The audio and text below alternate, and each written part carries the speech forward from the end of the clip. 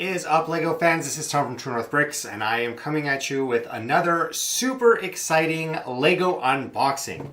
So this box arrived on my doorstep yesterday from the LEGO group in Denmark.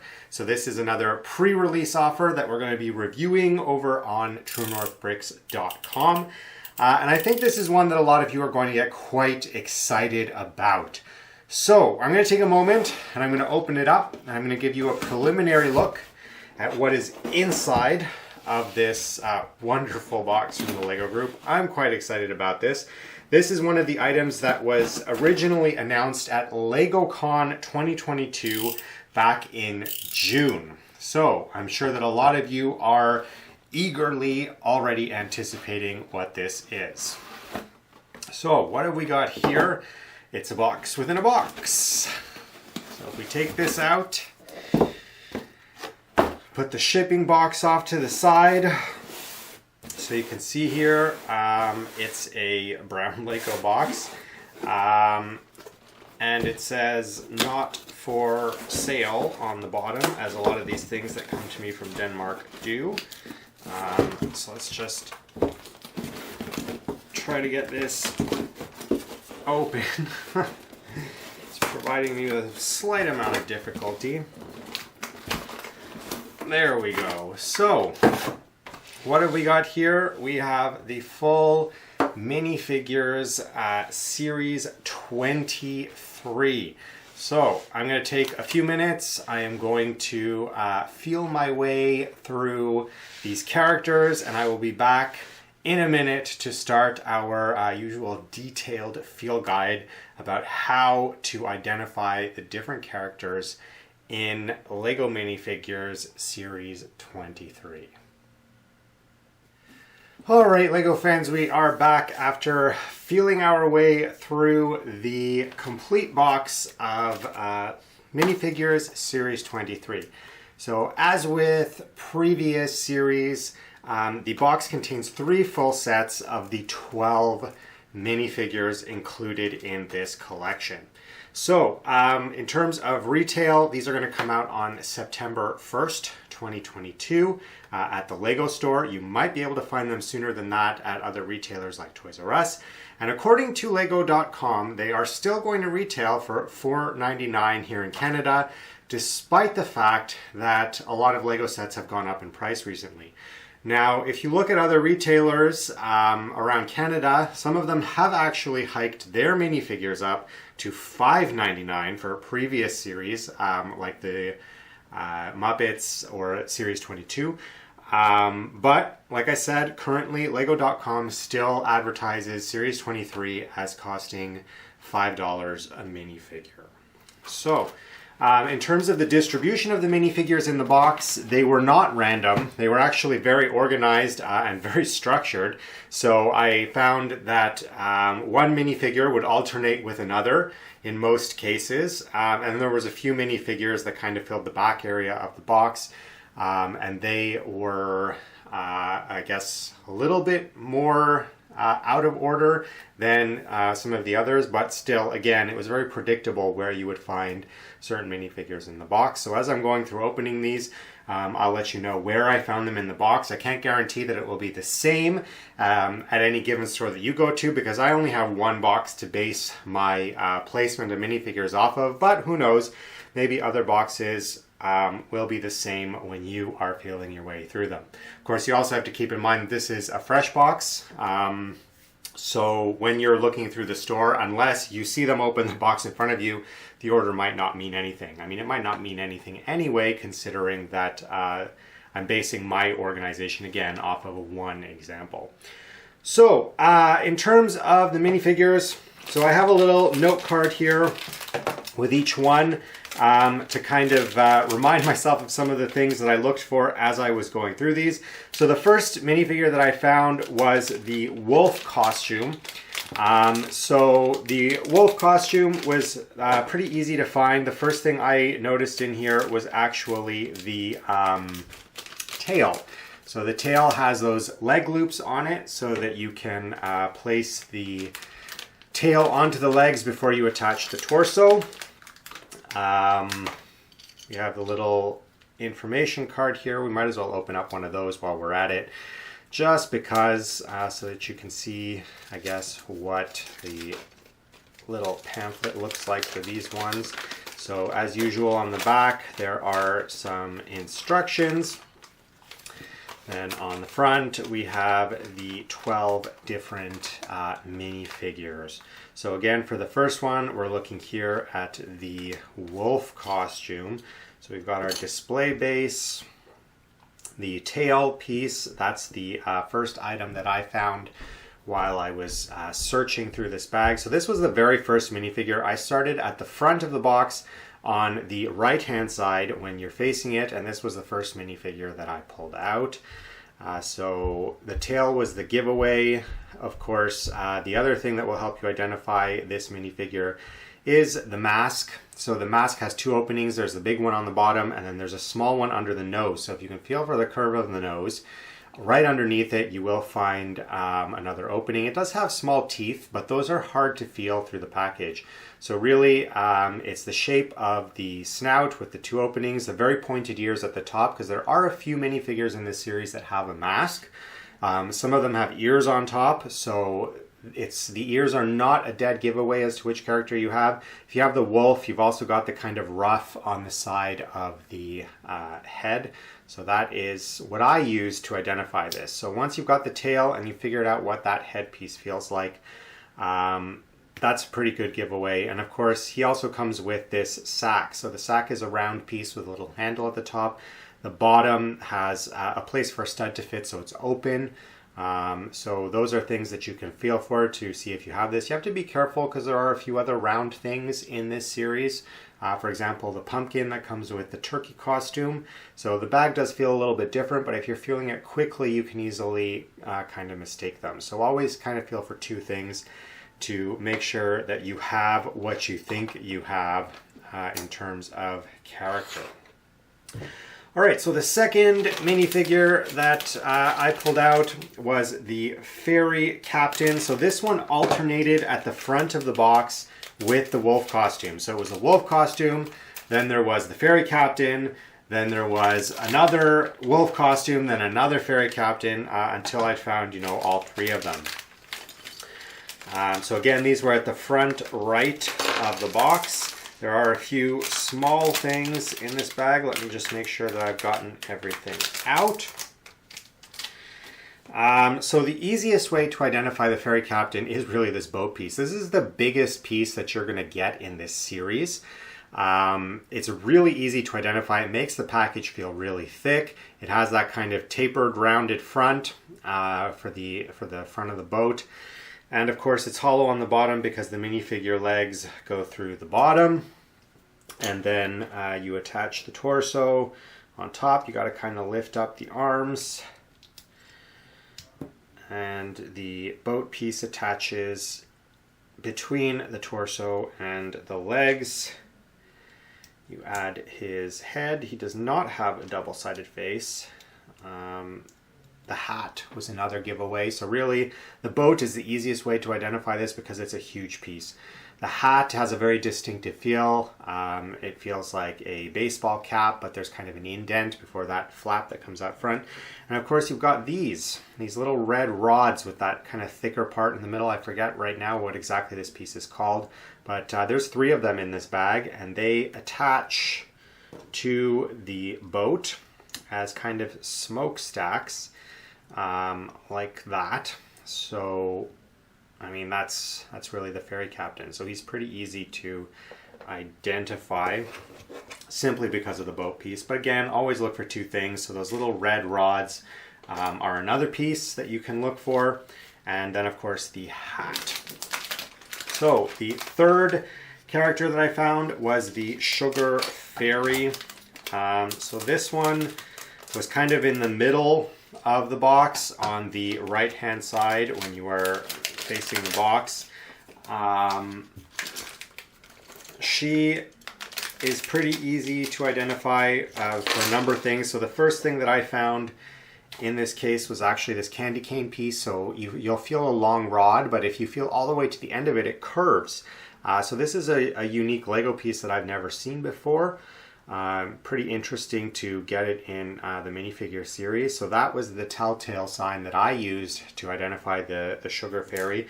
But her wings are another great example of something that you can look for. They have the neck attachment that kind of sticks off at a 90-degree angle, and then you can feel kind of the rounded bulb-like shape of the ends of the wings. And then the third thing that I used was her ballet skirt. Right, this is it feels like a disc, but it's got those bumps on it to kind of make it look like a tutu. So those are the easiest things to identify. She also has stumpy short legs that don't move. I really hate those legs, but it is another thing that you can use to identify the character. I mean, it's not really great to look for the actual minifigure parts when you're identifying things, because a lot of characters, I mean, they all have the same torso, they all have the same head, so those don't really help. But she is a character that has the short, stumpy legs. She also has a double-sided face, which is kind of fun. And one thing that I did notice once when I was looking for this character is the tiny little crown that comes in the package. So it's got a kind of curved shape to it. It's a little bit hard to feel because it's very thin. You can't really feel the points through the packaging, but you can kind of feel that there's a curved, thin piece of plastic in there. And there's more than one of those in the kit. So, I mean, that is something that you can use to help you identify this character. You just get those wings on there. Her candy cane. There you have the sugar fairy. So the sugar fairy in my box alternated with the reindeer costume. So these were again in the middle of the box on the right side when I was going through it.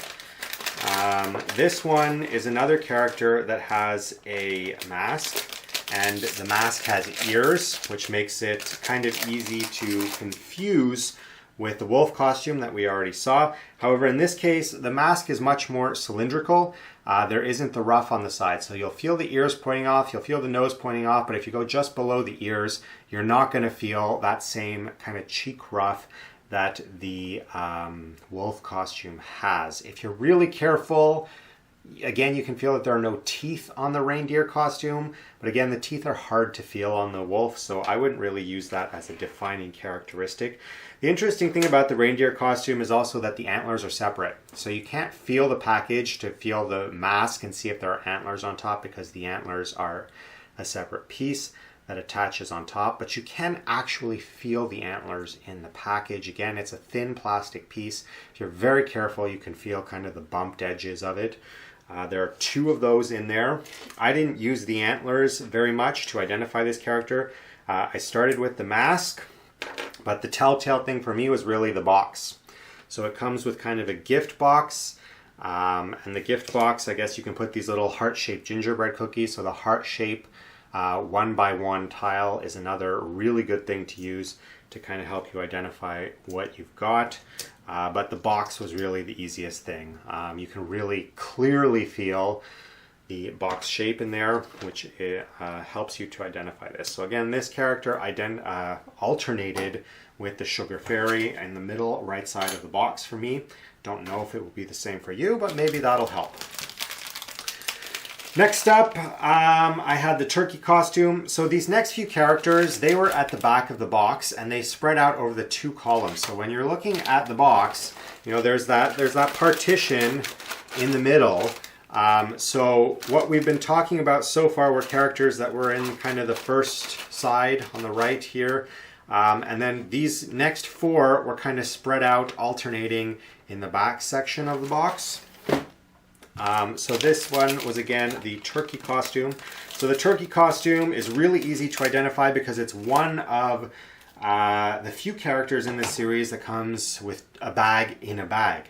So this second bag makes the actual minifigure package feel a whole lot thicker. You can really tell that this is in there, which makes it easier. And the reason that they've included it with this character is because of the turkey tail. So this is what I used the most to identify this character. You can really feel the part here that goes in between the legs and the torso. And then, of course, the fan-like shape with the bumps at the end for the turkey's actual tail. So that is the clear giveaway for this. But again, you also have the bag within a bag. And you can feel the pumpkin. So this is a piece that you might easily confuse with the bag that the wolf costume had. There is another character that has a very round piece. That's the Snowman. His head is not a typical minifigure head. So you might confuse that with this as well. So don't go just on that. But again, the tail makes it really easy to tell what you have in this case. So the tail goes on first. Then the torso goes on. If you're feeling the torso, you will also feel that this character does not have minifigure arms. It has wings. So the torso will also feel distinctly different in this case. This character has an angry face, which is kind of cute, and a happy face. So you can have an angry turkey and a happy turkey. This turkey mask is a bit different feeling from the reindeer or the wolf because it has no ears. So it's a completely rounded top. So that will help you distinguish between this mask and those other two. And then you get these little 1x1 green flower pieces. They're a bit hard to find in the package, but you might be able to use that to help you. Next up, we have the cardboard robot. So this was one of the two characters that was revealed at LEGO Con in June. On the actual LEGO Con broadcast, all of the minifigures were revealed after that on the LEGO Con website, even though I don't think they were supposed to be. That seemed like kind of a mistake. But anyway, we got to see them all in June. So with the cardboard robot, the easiest thing to identify is its actual robot hat. So the helmet in this case, or the mask, is very boxy. I mean, it's a square, and you can really feel these little tabs that stick off of it. The other thing that helps you identify this mask is the 3 studs. So there's a stud on either side, and there's a stud on top. So those are really easy to feel through the bag, along with the box shape of this. So that will help you identify this character pretty readily. Other things that you can feel for in this minifigure package, it comes with a 2x2 tile. So I don't think any of the other characters have a 2x2 well, I guess the reindeer, the lid on the box is a 2x2 tile, so I guess you can't use that exclusively. But you do get 2 pairs of scissors, so you can feel the tile, you can feel the scissors, but really that square mask or minifigure top, that's really what you want to look for with this character. All right, next up, where are we here? I think we're at this one. Yes, so this one was the Holiday Elf. So the Holiday Elf, the easiest way to identify this character is the hat with little pigtails sticking off of it.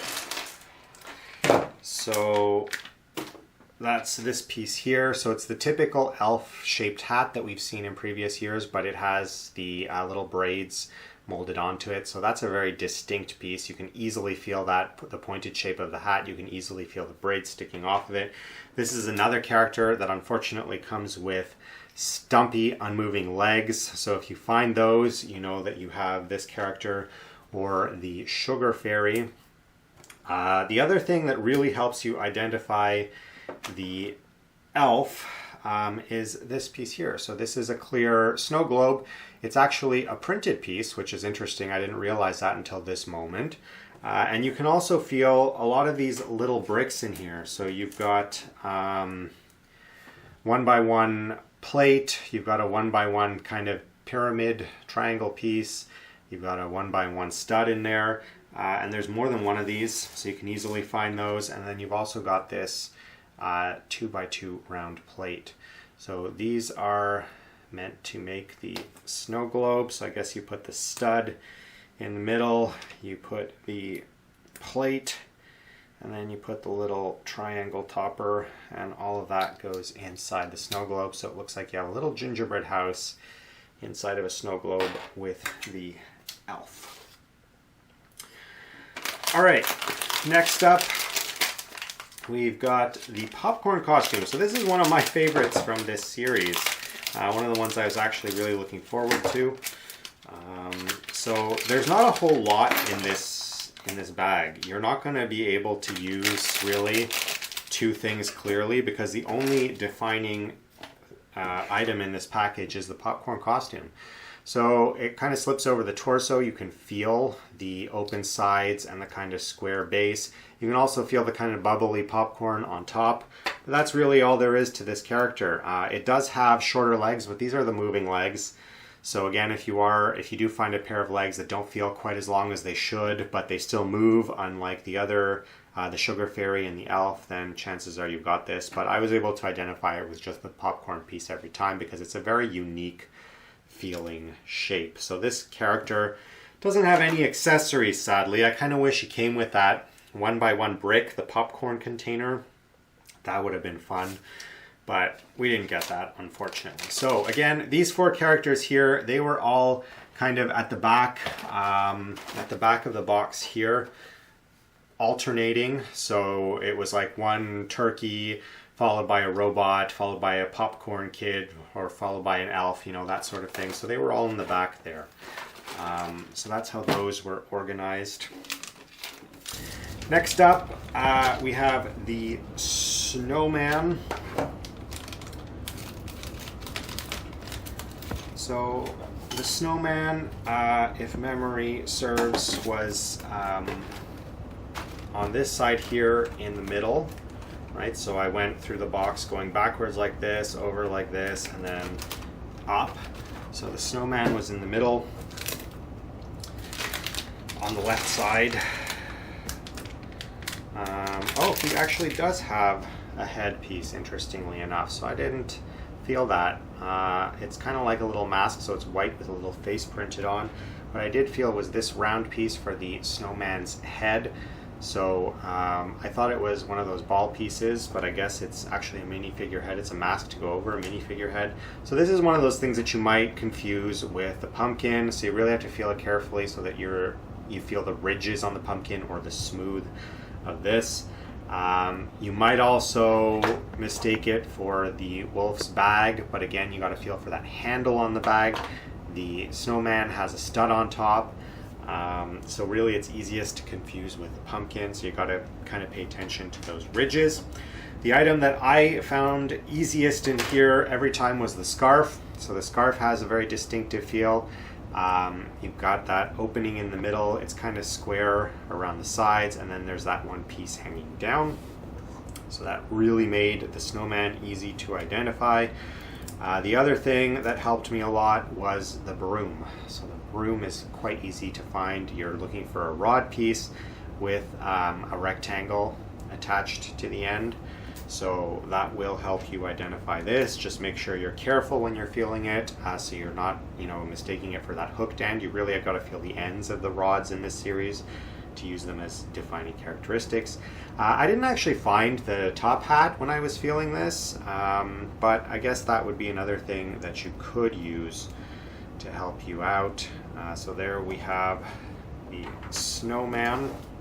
It comes with an extra carrot nose, if anyone's interested in that sort of information.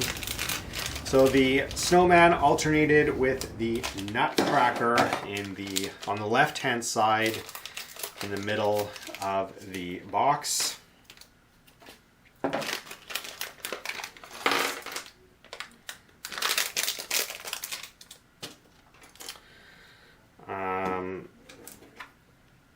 So the Nutcracker, the easiest thing that I found to identify was the hat. So the hat is really a cylindrical piece, and there is the hair attached to it, so it's like a kind of ruff at the bottom. The other thing you can use is the pirate swords, and then there are these shoulder pads. I felt those a couple of times too, so all of those things really easy to find in the bag. And really easy to help you identify. He also comes with 1x1 round tiles. So there are 2 of those in the package, and that will also help you to identify what you've got. Alright, so the last 2 minifigures in the box, they were the ones that were right up here at the front of the box. So they again alternated with each other.